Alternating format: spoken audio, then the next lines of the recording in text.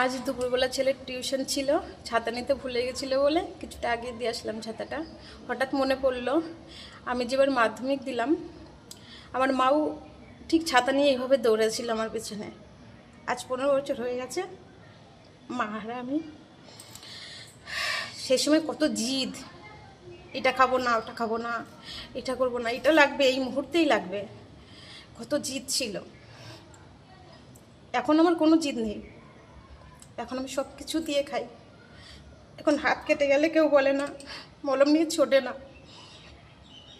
যে দেখি হাত কোথায় কেটে গেছে তুই মলম লাগিয়ে দিই। কেউ পাশে থাকে না, মনের দুঃখ হলে কাউকে বলতে পারি না।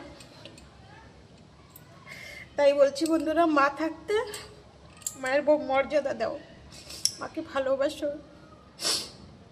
যে মারা একমাত্র সেইরাই বোঝে